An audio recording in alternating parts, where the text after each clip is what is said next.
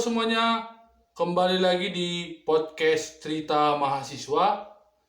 Ini adalah segmen terbaru yaitu konsultasi, di mana di segmen konsultasi ini akan ada orang-orang yang akan berkonsultasi dengan saya dalam ruang lingkup dunia kampus. Bisa dari skripsi, dari pentingnya organisasi, dan berbagai macam hal lainnya.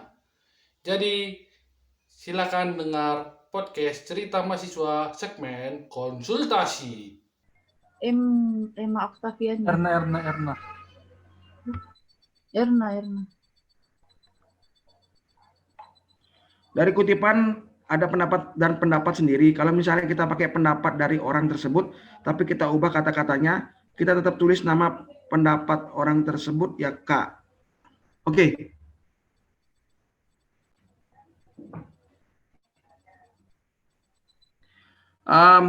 Untuk mengenai kutipannya, kalau misalkan kutipannya itu kita copy paste, terus kita paraphrase sekitar 20-30%, itu masih tetap mencantumkan namanya. Kalau kita rubah lebih dari 50%, boleh kita tidak mencantumkan namanya. Ya, kalau di atas 50% itu artinya telah merubah substansinya ya. Tapi kalau masih di bawah 50%, itu masih kita harus mencantumkan namanya. Ada tambahan mungkin dari Kak Ramlah dan Yes saya. Kalau saya sendiri ya, mungkin nggak tahu nih. Soalnya di kampusku sendiri ada sedikit siapa namanya aturan yang berbeda ya, dan juga ini menyangkut hal itu. Kalau saya sendiri tetap memakai nama pendapat orang tersebut. Karena kenapa? Kalau kami kami memang harus merubah kata-kata itu. Kenapa? Untuk mengurangi mengurangi persen plagiat. Itu dulu kalau kami kemarin, makanya harus merubah karena kutipan itu pun terdeteksi plagiat juga dibilang. Makanya oleh karena itu harus dirubah kata-katanya karena terdeteksi langsung plagiatnya. Mungkin di kampus saya begitu, nggak tahu kalau di kampus teman-teman yang lain bagaimana, apakah itu juga terdeteksi kah atau gimana kan saya tidak tahu. Tapi kalau saya pribadi di kampus saya, karena untuk mengurangi itu ya harus merubah itu dan tetap mencantumkan nama pendapat orang tersebut. Itu. Mungkin Ramla bisa nambahin. Ramlah kemana? Oh itu. Kok berubah posisinya?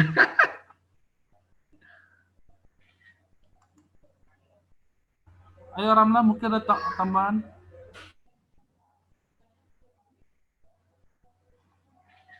Mut masih. Oh.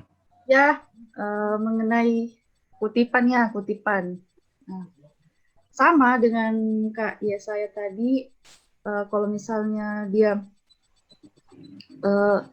di sini kan ada namanya cek plagiasi tapi kalau di kampus saya sih belum diberlakukan kalau cek plagiasinya, tapi ada beberapa universitas di Kota Palu ini melakukan cek plagiasi. Jadi ambil kayak kutipan langsungnya orang itu nggak bisa, kita harus memang benar-benar pendapatnya orang kita sebut namanya di daftar kami kan penulisannya ada namanya footnote.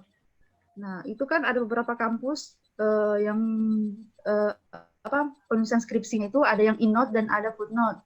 Kalau dari saya sih ke kampus saya dia menggunakan footnote. Sama juga kakak, misalnya saya juga menggunakan ketika pendapat dari orang tersebut, tetapi kita ubah kata-katanya, kita tetap menulis nama pendapat orang tersebut. Ya, kalau saya tetap. Karena itu dari Kak Jonathan tadi katakan bahwa ketika dia berapa 20% ya Kak? 20% 50%, merubah substansi ya. Tolong ini ya merubah substansi. Jadi gini, mungkin pernah membaca ya di bab 2 ya. Di bab 2 misalkan teori tadi apa? Teori SWOT. Teori atau teori implementasi tadi ya Desi Mariana. Teori implementasi menurut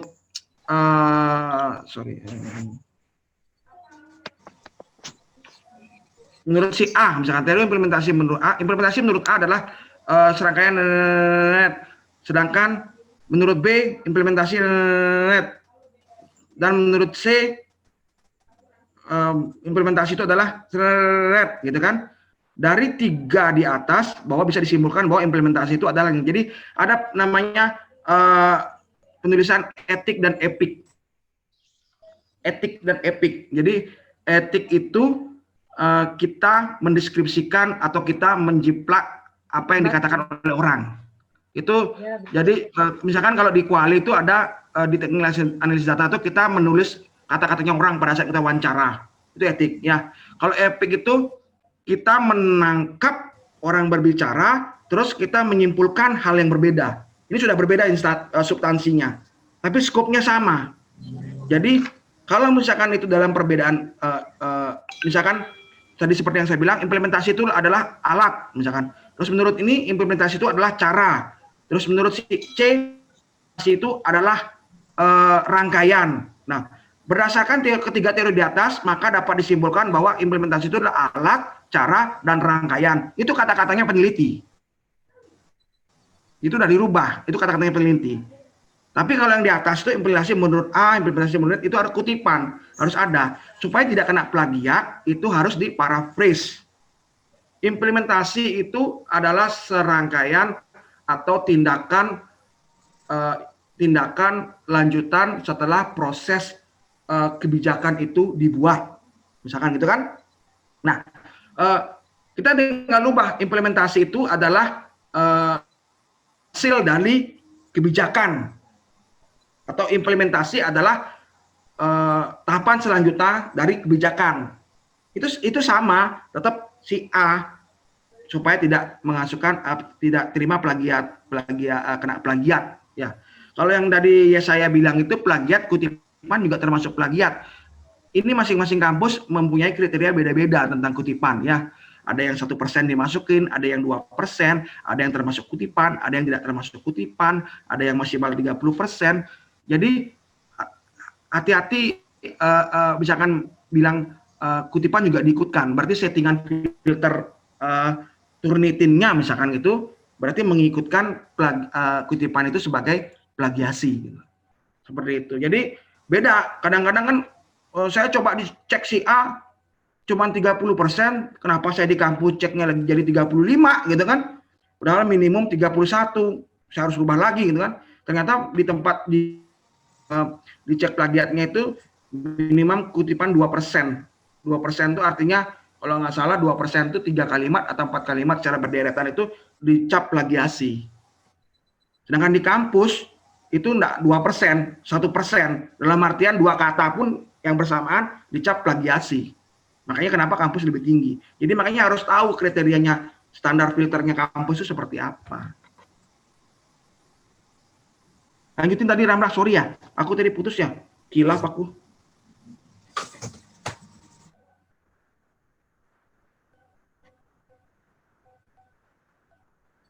Ya, enggak apa-apa Kak tadi itu. Apa kalau sama ya pendapat dari Kak Jonathan tadi, contoh misalnya kita mau mengutip pendapat para ahli. Lalu kita kan di sini misalnya komunikasi menurut ini bla bla bla. Lalu menurut komunikasi menurut ini kan ada komunikasi kan banyak pengertiannya. Lalu kita cari teori-teorinya.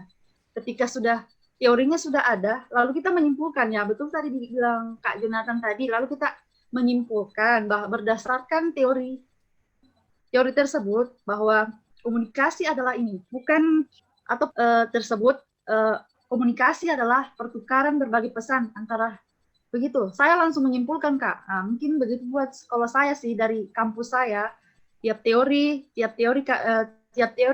kita harus menyimpulkan. Begitupun di bab 4 Kak, ketika kan kita ada sistem wawancara. Ketika di bab 4 itu ada sistem wawancaranya, kita menyimpulkan pendapat orang lain ya, begitu Kak. Mungkin dari saya begitu. Setiap ada teori harus ada pendapatnya kita. Setiap ada teori ada pendapat yang penulis. Setiap teori ada pendapat penulis. Begitu dari contoh skripsi saya Kak. Mungkin. Ya, betul. Sudah.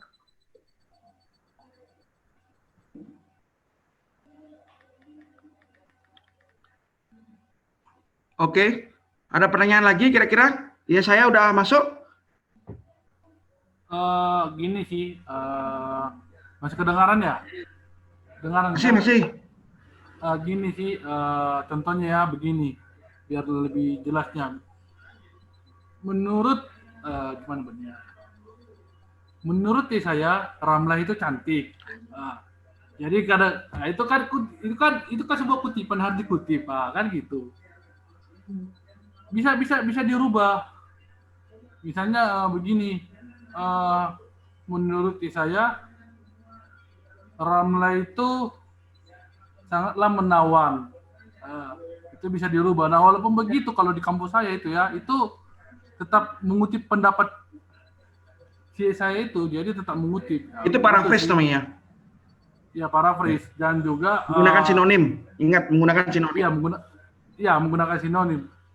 Dan itu juga setelah itu tambahin juga pendapat kalian juga setelah kutipan dari orang itu, gitu.